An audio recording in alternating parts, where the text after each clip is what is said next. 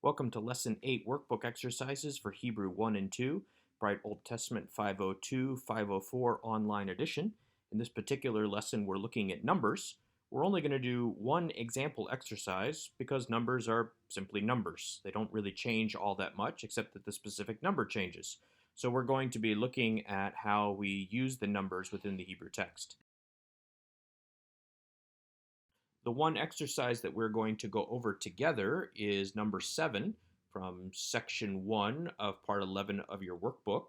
From Genesis 5:25, we're told, Vayachi Matushalach. This is Methuselah. Methuselah lived. And we're told that he lived Shava u Shamonim Shana u Ma'at Shana.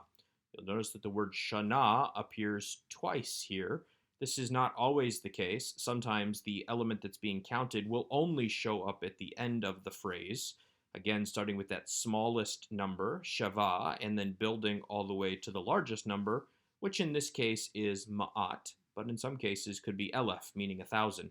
So as you consider this, we're seeing that Methuselah lived a certain number of years before the particular event in Genesis 5:25 took place. So the question is, what is the number that is being referenced here? How many years did he live? The number here is 187 years. Shava is 7. Shamonim is and 80. The Hirik Yod Mem is simply the ending that tells us that this is 80 and not 8 or eighths. So 87 years.